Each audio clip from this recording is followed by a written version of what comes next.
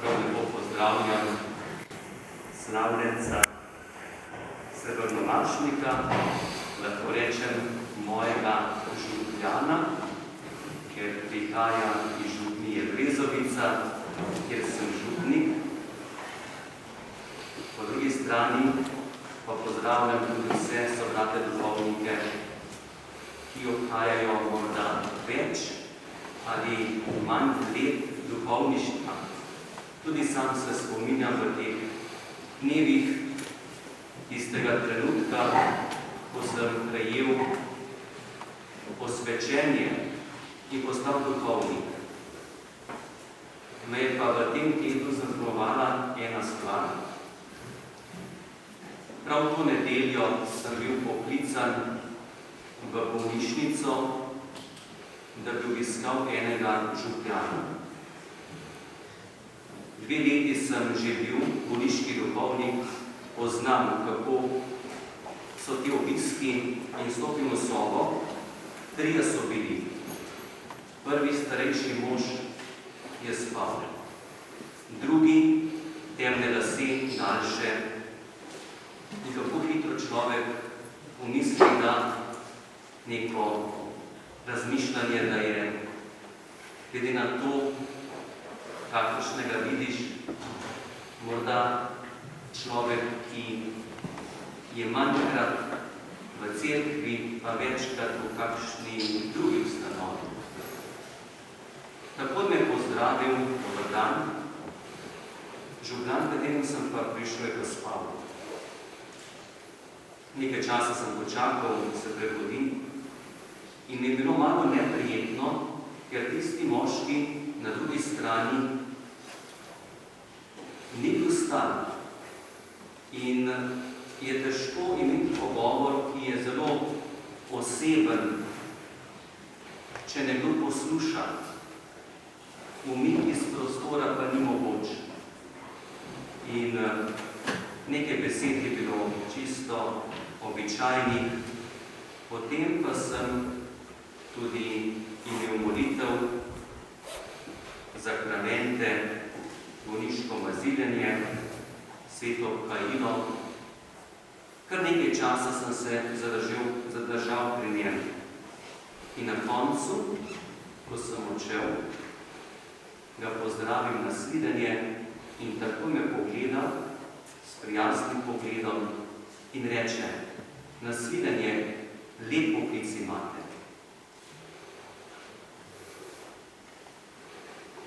Takoj sem začutil v teh besedah, da ta moški čisto iz kota sobe ni rekel to vljudnostno, ampak je rekel nekaj, kar je čutil, ni mogel biti tiho.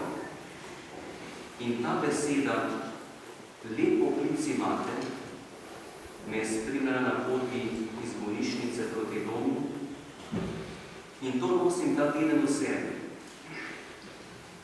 Ne beseda poseben poklic ali neki vzvišen poklic, tudi ne beseda svet poklic, ampak lep poklic imate. 25 let duhovništva je gotovo pogled za nazaj in kot smo slišali v uvodu svete maše, to je res dan zahvale, dan hvaležnosti. Pa ne bi želel tukaj reči tista zahvala, ki je kot formalnost, ki jo človek zaradi tega, da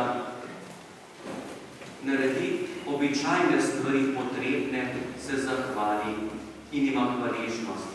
Ampak želim, da bi današnji dan bila iskrena zahvala. In to tudi taka stvarna zahvala, ki je resnična, ki je življenjska.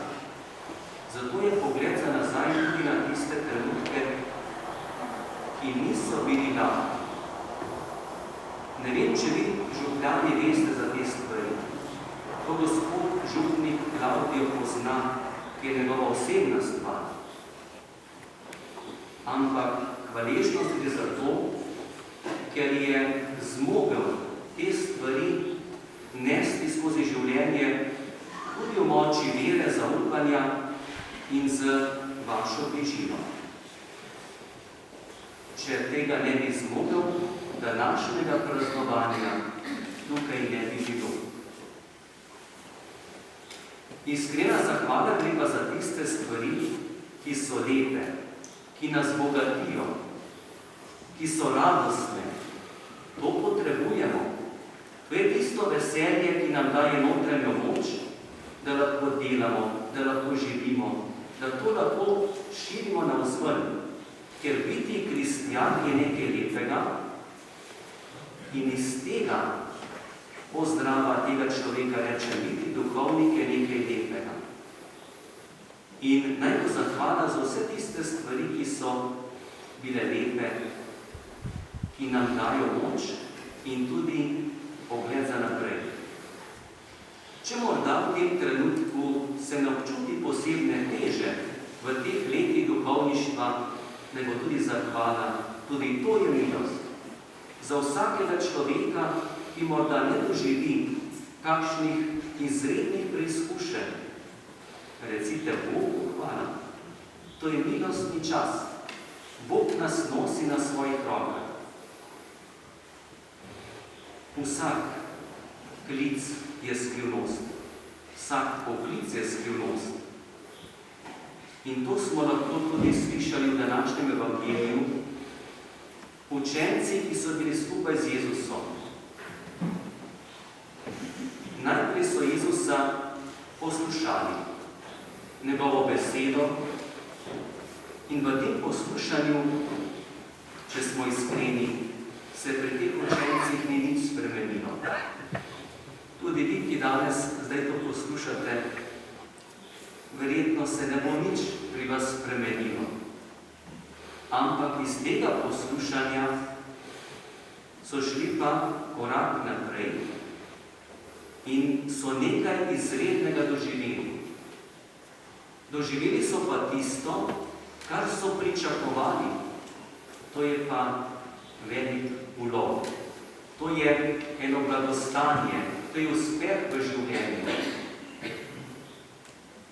Kakšen izreden dogodek je doživel župnik, ve tudi on sam, ali dogodki. Ampak da veste, da tudi to, kar so doživeli, ni bila zadnja stvar. Zgodila se je tretja stvar in to je njihovo dejanje.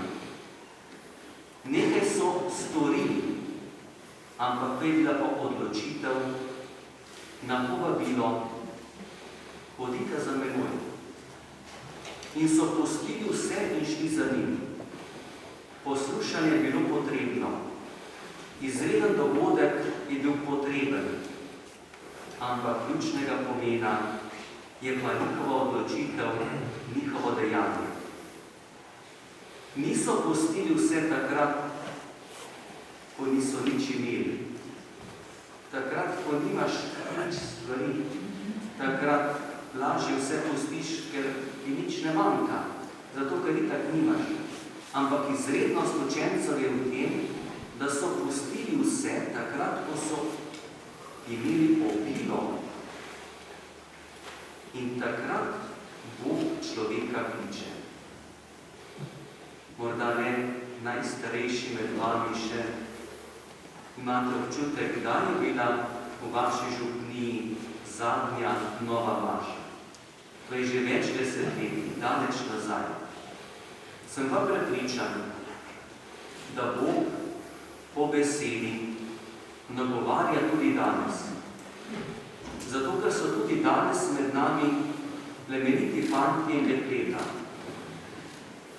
In tudi danes fantje in dekleta doživljajo dogodke, ki zaznamujejo. Zato je tudi potrebna naša molitev, da prepoznajo klic, ki je za vsakega človeka različen in da lahko dajo odločitev in pustijo vse. To so človeški načrti, to so tista pričakovanja, ki so lahko kratkotrajna in grejo za njim. še vedno me spremlja ta pozdrav, lep poklic imate. Lep poklic duhovnika. Ko sem razmišljal o Božji besedi in to iz stare zaveze, tako daleč odmaknjena nazaj,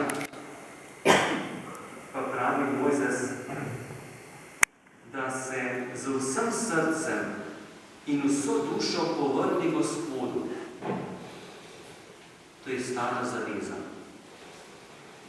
V tem je bil klic za vsakega človeka, a ni to klic za duhovnika, da se vsak dan z vsem srcem in vso dušo povrne Gospodu, da bi v bližino Boga.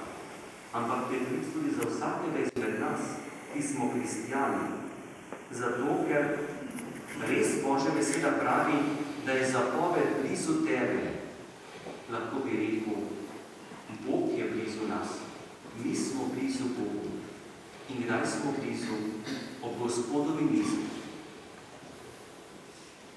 Ali ne gre zopet zahvala za dar duhovništva, da nam je lahko Bog tako blizu, ker nam prihaja, da ga lahko sprememo, da ga lahko zaužijemo, da živi v našem življenju. Včeraj sem na hitro pogledal novomašno številko družine.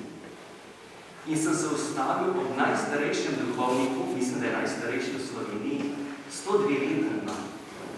In na eno vprašanje, kako gleda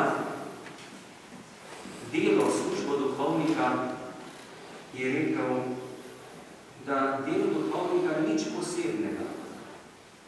Malo sem bil presenečen. In potem je nadaljeval, kot duhovnik sem poznanjal, veru učil, maševal, spovedoval, krščeval, delil sakramente, opogumljal ljudi, spodbujal in jih vodil k Bogu. Ali je to kaj posebnega? Poglejte, to so stvari, za katere bi lahko rekli nič posebnega, so pa izredne stvari. In prav v tem tudi apostol Pavel v 2. Berilu vsakemu kristijanu nagovarja, naj bo med nami nič kaj posebnega, ampak kaj naj bo? Naj bo opominjanje v Kristusu. Ne opominjanje kot samo, ampak v Kristusu, ko nekoga tako spoštujem, da tako cenim, da ne more biti tiho. Naj bo ljubeznivo prigovarjanje. A veste, prav v tej besedi se spomnim tistega moža, ki mi je rekel, lep poklic imate. Začutil sem ljubezen tega človeka, pa sva se videla morda samo tistih 30 minut. Naj bo skupnost duha. Tam, kjer je skupnost duha, tam je možno skupno življenje. In apostol Pavel zaključi, naj bo med nami sočutje in usmiljenje. To je delo duhovnika in tudi poklic vsakega kristijana. Sočutje do bližnjega in usmiljenje. Naj ob koncu zaključim prav s to besedo, spoštovani Klavdij, lep poklic imamo. Bodimo duhovniki hvaležni za dar poklicanosti, vas, dragi verniki, pa prosim, ohranite molitev za nas duhovnike. Mi vas potrebujemo in vi vas potrebujete nas. Eni z drugim, ker smo skupaj poklicani, da bi odkrivali bližino Boga, da bi rasli v svetosti in da bi bil Bog blizu po svetih zakramentih, še posebej v sveti Evharistiji, pri sveti maši, saj je izredno lep izraz v slovenskem prostoru, da je duhovnik mašnik. Zato da želim obilo Božjega blagoslova, Božje bližine na poti duhovništva, zdaj pa v naslednjih 25 let. Naj bo toliko, kot Bog da v svoji dobroti, predvsem pa naj bo pot duhovništva taka pot, ki je pot vsakega človeka. In to je pot svetosti, ker v to smo poklicani in edino svetost je stvar, ki je vredna človeka.